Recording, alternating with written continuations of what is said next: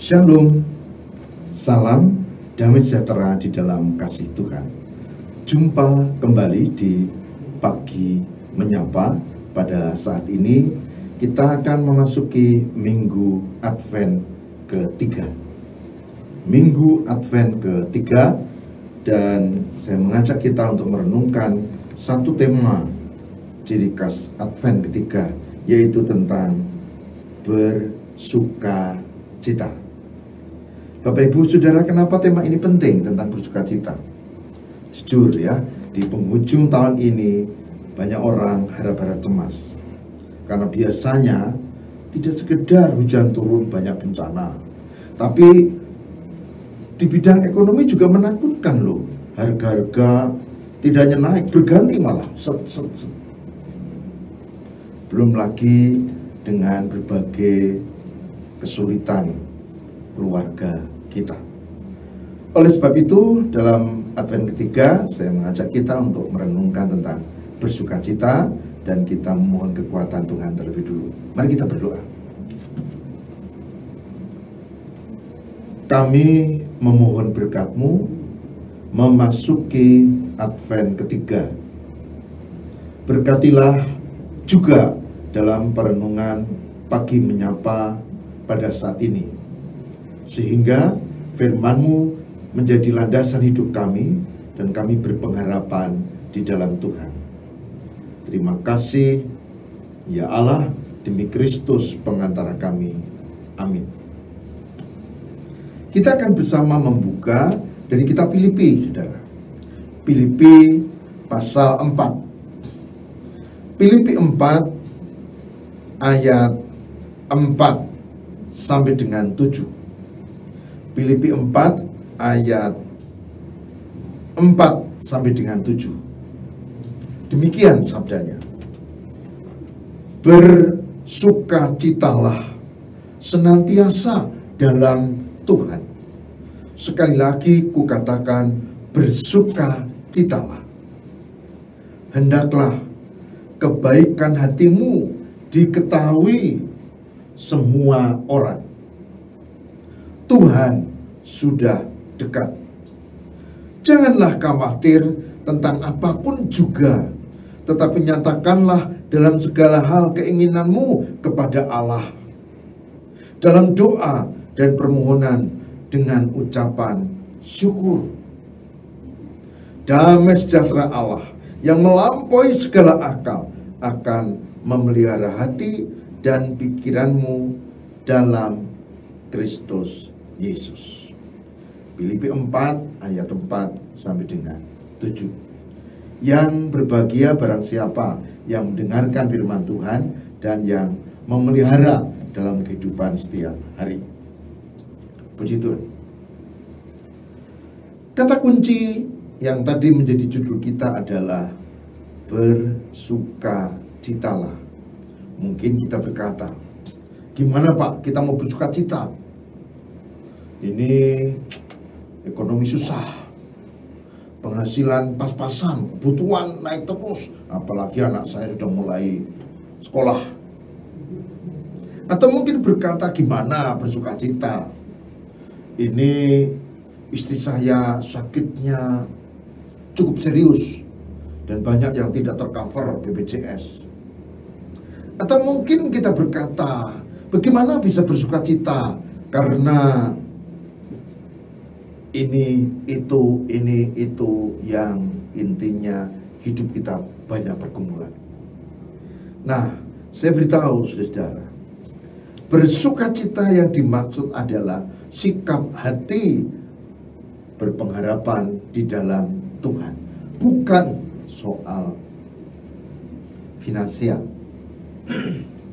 bukan soal kebutuhan, bukan soal sakit penyakit, bukan soal nasib, bukan soal keinginan, tapi ini sikap hati kepada Tuhan.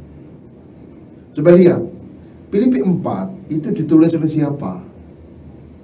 Ya betul, Rasul Paulus kepada jemaat di Filipi. Kondisi Paulus lagi ngapain dia? Ya sih betul, kalau ada yang menjawab, Paulus sedang di penjara, dan itu penjara zaman dulu. Bahkan ada yang menemukan realitas penjara bawah tanah. Hanya dengan ada lubang kecil, itu cahaya sekaligus untuk udara masuk. Jadi Paulus sengsara. Paulus lagi ngenes hidupnya. Kebetulan dia tidak menikah, lebih ngenes lagi.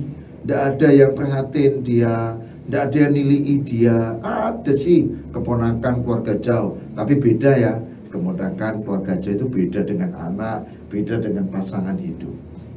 Jadi Paulus itu dalam penjara yang hidupnya ngenes karena dia setia mengikut Tuhan di penjara.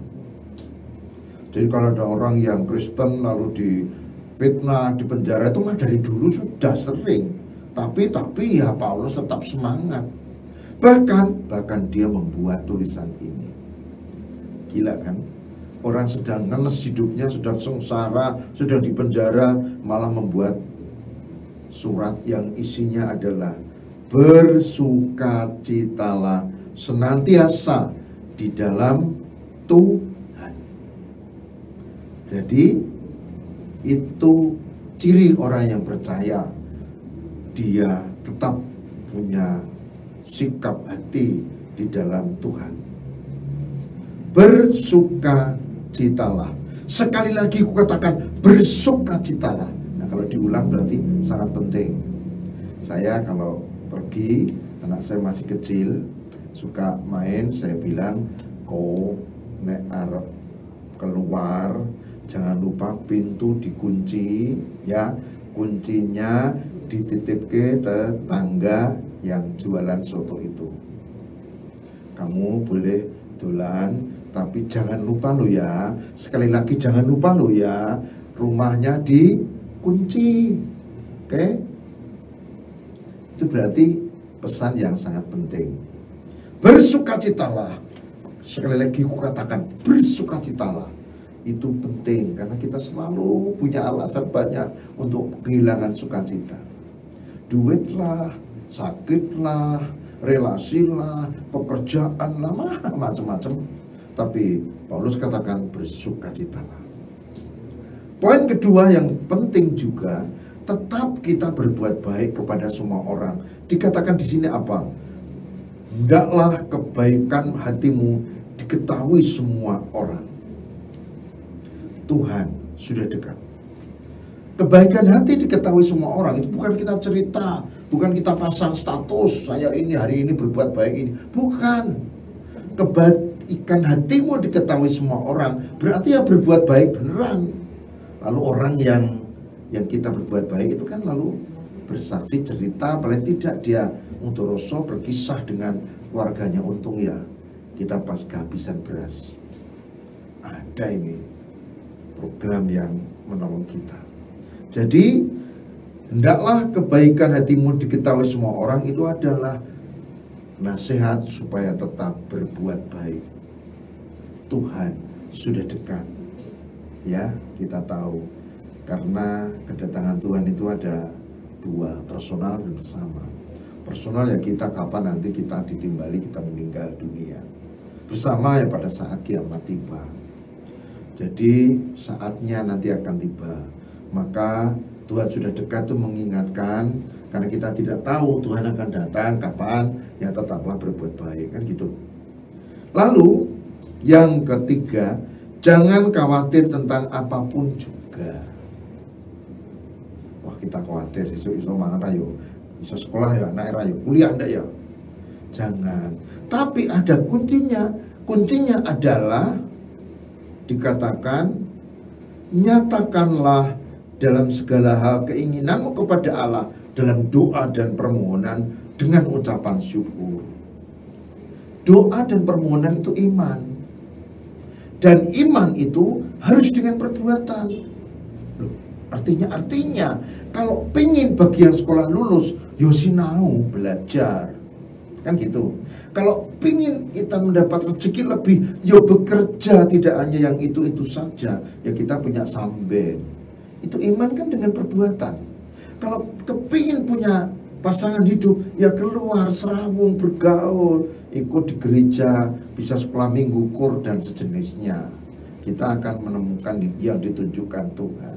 Karena iman itu harus dengan perbuatan. Maka imannya adalah, nyatakanlah segala keinginanmu kepada Allah dalam doa permohonan dengan ucapan syukur. Dan yang terakhir, damai sejahtera dikatakan. Damai sejahtera yang melampaui segala akal akan memelihara hati dan pikiran. Barang siapa yang melakukan yang tadi sudah kuure ya, dari Alkitab itu akan menerima damai sejahtera. Memiliki sikap bersukacita, optimis, berpengharapan. Kalau kebaikan hati tetap berbuat baik. Lalu yang ketiga, ya apa yang kita ingin, kita berdoa pada Tuhan. Tapi ingat, doa itu iman. Iman harus dengan perbuatan. Dan yang terakhir, damai sejahtera dirasakan. Buktikan. Karena ini ya dan amin. Kalau Bapak Ibu Saudara melakukan ini, maka pasti terjadi. Tuhan berkati. Mari kita tutup dengan doa. Semoga Tuhan memberkati kami. Banyak pergumulan kesulitan yang kadang merampas sukacita kami, kadang keinginan kami yang berlebih, kadang situasi dan kondisi, kadang juga iri hati kami. Tapi hari ini kami diingatkan untuk tetap berbuat baik, untuk beriman dan berusaha, dan damai sejahtera pasti terjadi. Semoga kami semua disertai dan diberkati. Demi Kristus pengantara kami. Amin.